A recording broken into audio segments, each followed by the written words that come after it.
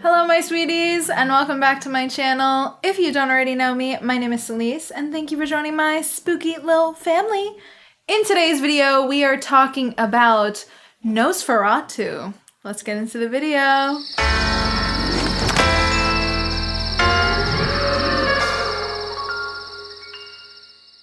Hey Spooky. Hi. How are you? I'm okay. I'm a little sad. I don't know, what happened? Because I'm not in my full drag. Why? I can't wear any eye gems or contacts. What? Why? Right what happened? now. Because I have a little eye thing going on. What? I just have like a itchy eye. Oh. Yeah. Good thing I don't have the plague though. Yeah, the plague sucks. You know what else sucks?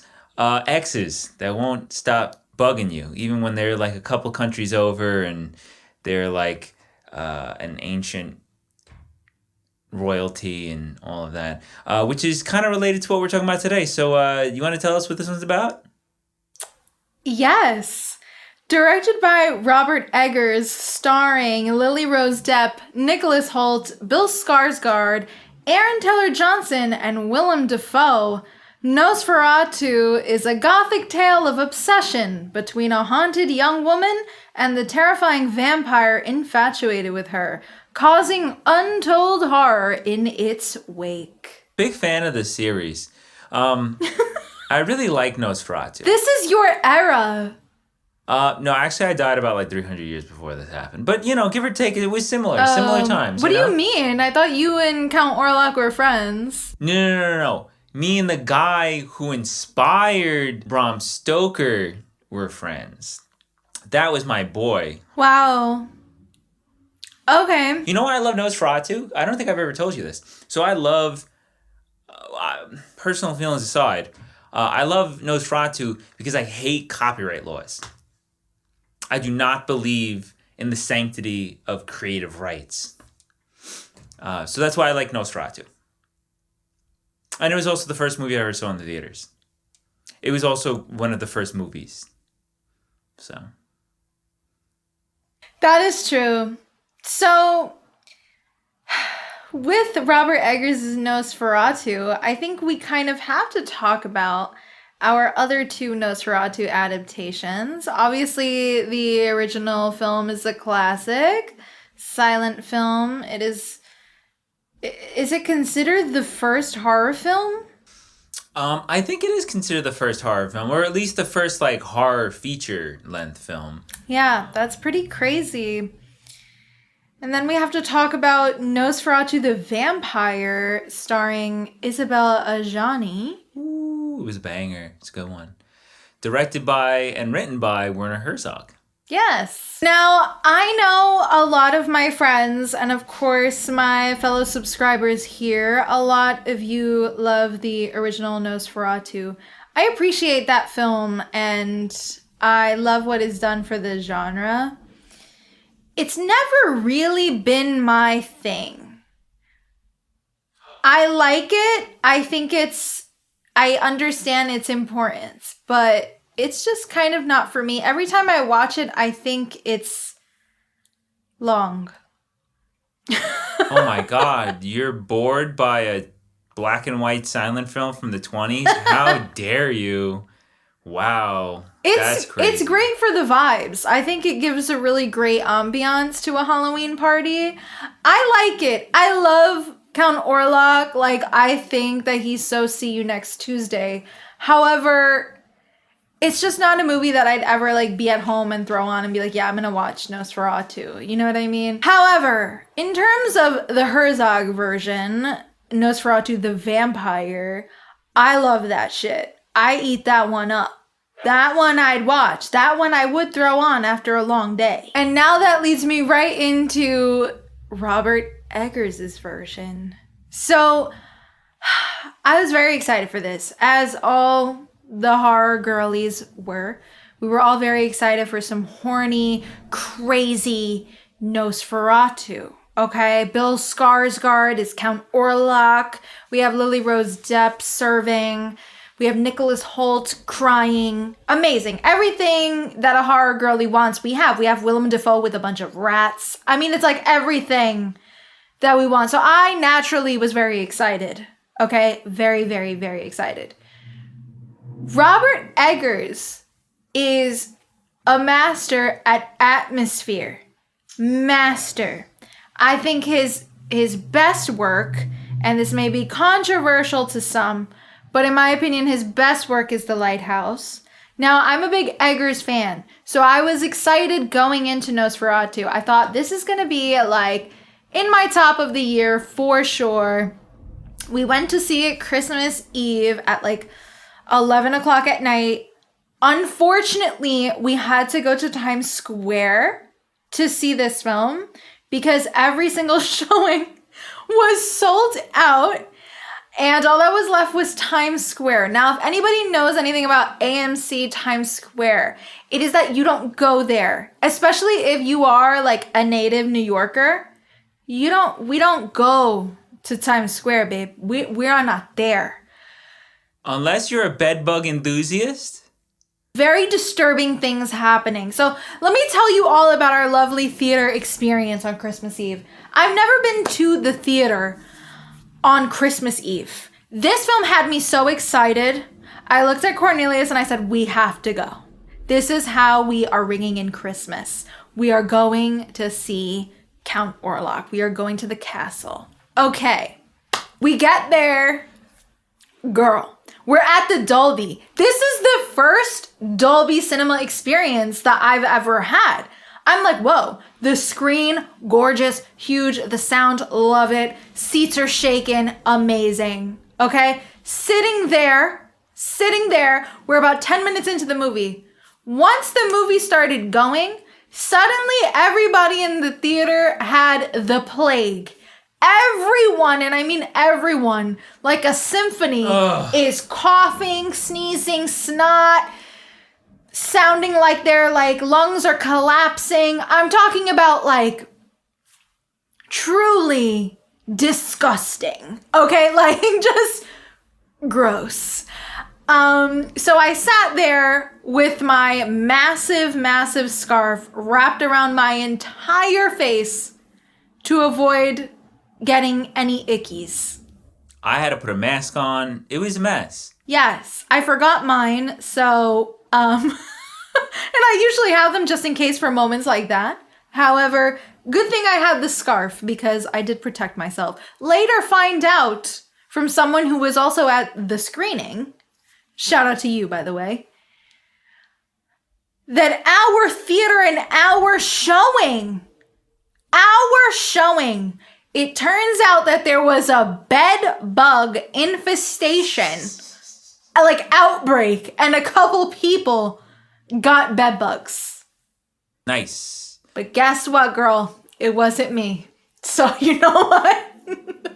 Thanks to the horror gods, it wasn't me. You know, when they say super immersive, I really just thought it was going to be the seat shaking. Right. It's Dolby. Like, I don't want like a 4DX experience. Yeah, I didn't think the plague was going to be there with us in the room. People are saying bedbugs biting them on their neck like if they're Count Orlok. Like, what do you mean? That's what we paid $30 a ticket for? Yeah, and not to mention we're in Times Square with all these tourists that like are annoying. Get out of here. Oh my God, no. No. Forget it. Ay, Dios mío, Jesús. Jesús, never again will I be in Times Square. Anyways, back to Nosferatu. So since we had a very immersive experience, I will say right off the bat, the film starts off really, really engaging. Robert Eggers is great at just wrapping you immediately into the world like a blanket. Now, everything is gorgeous. We open on a really intense shot, and I was hooked. I was pretty hooked. Were you? The film looked great. The tone was there, definitely. I mean, it was very dreary. You know, it's engaging. It starts off very eye-catchy, you know? Yeah. It looked beautiful. The cinematography is just great work. Great work all around. Now, we can get into our performances because I do think that this film specifically is a very performance-based movie. If you're looking for like, I don't know, something more fast-paced, then this is probably not for you. Lily Rose Depp really carries this movie. I actually read some Letterboxd reviews that were quite interesting of people saying that Lily Rose Depp was awful in this movie. And I implore you to maybe rewatch the movie. That's the crazy thing about opinions. Anybody can have them, and, that doesn't mean that they're correct. And in this case, you people on Letterboxd were very wrong. She was great. I have no notes for her. I do have to say that I was really impressed with her work in this movie. I feel like I've known for a while now that she's a good actress. The show, The Idol, was awful. And no, don't go see it. It's not good. But she was great. She is the best part of the show. She looked like she went above and beyond to understand this character that has very little to no depth. And she does that in Nosferatu. She goes above and beyond. And honestly, she was channeling Isabel Adjani in Possession. Yeah. And in Nosferatu the Vampire. But like, she was incredible. There's some incredible like physical acting that has to be done. Like, she's going through it. She's bugging out the whole movie. Physically and emotionally, it had to be probably incredibly draining for her. It seems so, honestly. And I gotta tell you the truth, that's kind of what makes this film doable, in my opinion. I think that the dreadful tone kind of holds us back from getting into the real meat of the characters a little bit. I think that Lily Rose Depp giving us that really helps us feel engaged in this story and kind of grounds it a little bit. That's true.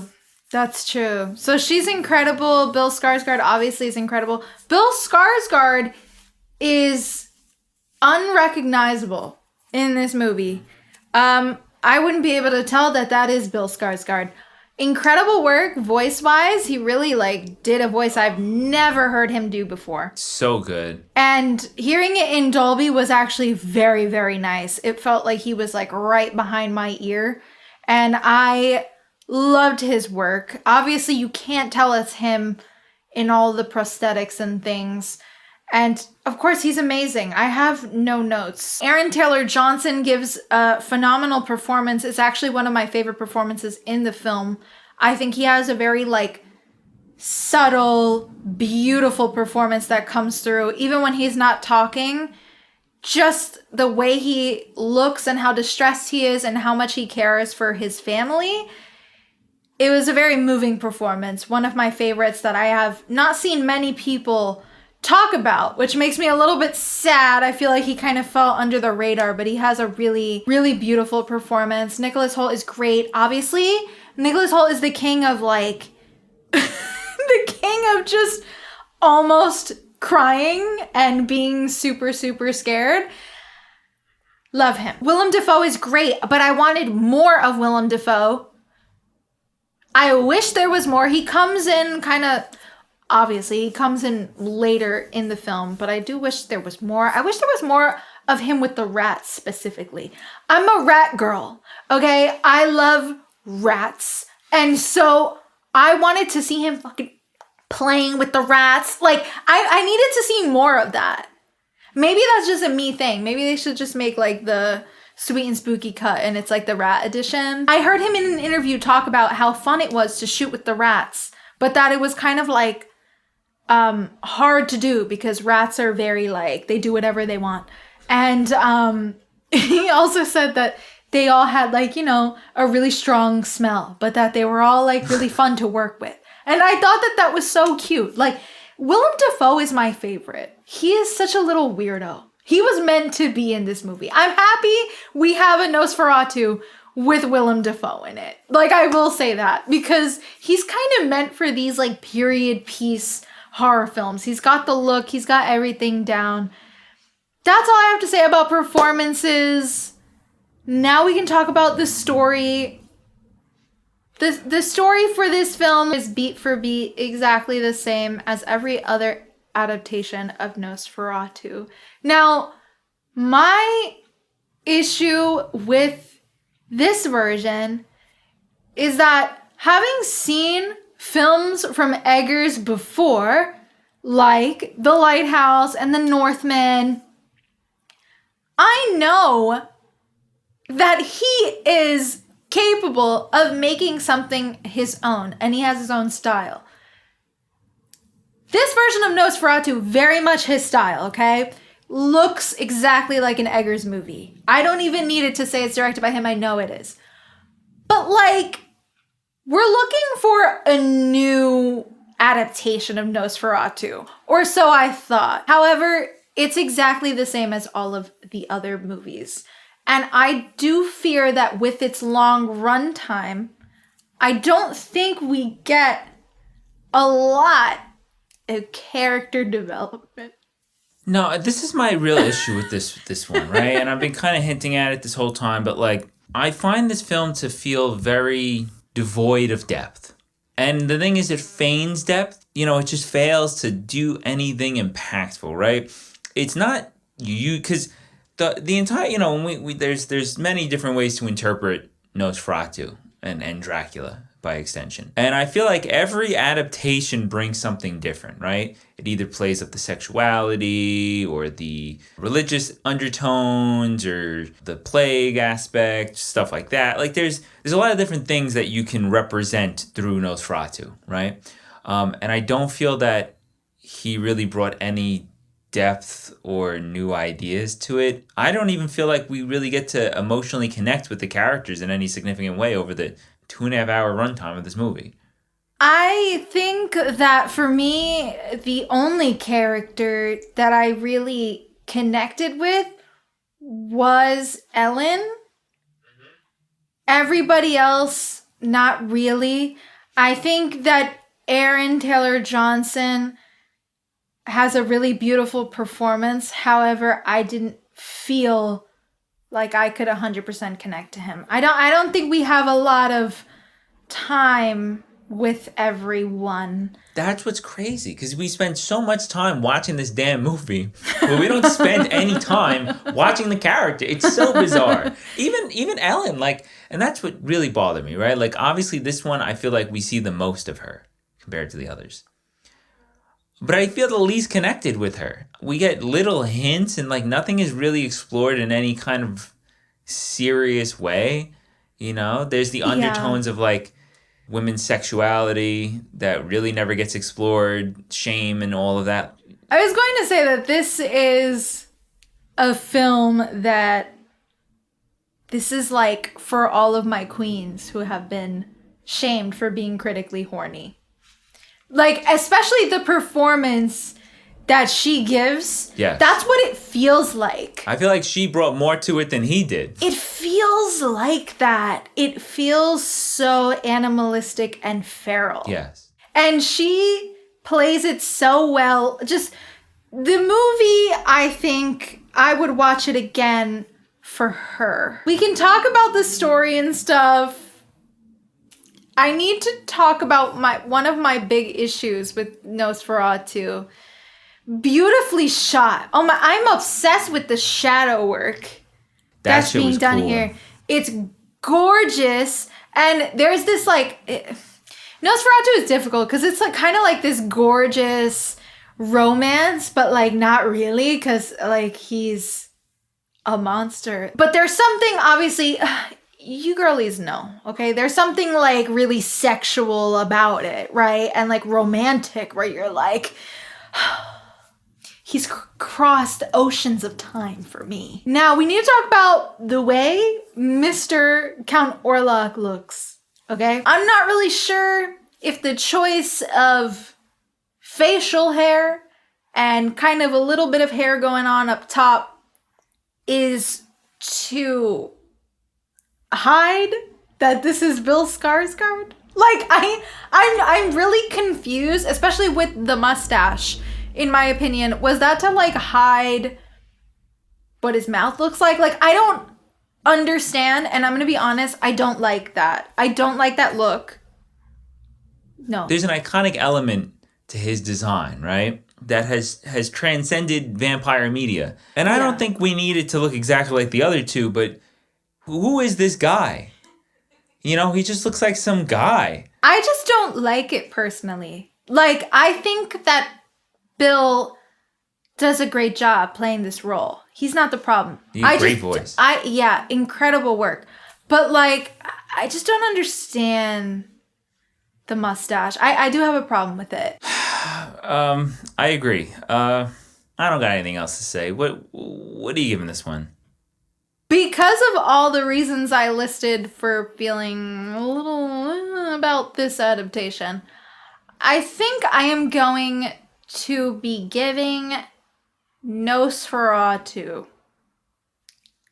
3.5 lefts out of 5. I think this is a very beautiful film. It's well made. It's very well shot. And I really love Lily Rose Depp's performance. I'm going to be honest. I haven't stopped thinking about it. I think she's the star in this movie. I would love to watch it again. Yeah, I think I really liked it. And I also did really need kind of a feral, super horny movie before the year ended. And Lily Rose, we see each other, girl. With rats. And it had rats. I'm a rat girl. I starting the year off strong. I think I'm gonna be giving Nosferatu 2024. It's probably a little higher than I would have wanted to, but 3 levs out of 5. Wow. I can't deny incredible performances. It looked great. I just feel like it was super lackluster. It was kind of unnecessary. Count Orlok looked goofy as hell. I really don't like that mustache. And to be completely honest, I feel like it kind of represents the kind of stagnant point that quote-unquote artsy mainstream horror has been caught in. But it is what it is, you know? Solid. It was a fun watch. I just, you know, if it was like an hour and a half, I think it would be able to stomach it a little bit better. I think we had very high expectations, so I think we're just a little bit disappointed that it wasn't as unique as we thought it would be. I thought he would do something a little bit different. Yeah, I agree. All right, you guys, that is it for today's video. Thank you so much for watching. Don't forget to like and subscribe, as it really helps me a lot. And be sure to click that little notification bell to be up to date every single time I upload. And let me know in the comments, what are your thoughts on Nosferatu? What is your favorite adaptation? Oh my goodness, I'd love to talk about it. Thanks so much for watching, and I will see you guys in the next one. Bye.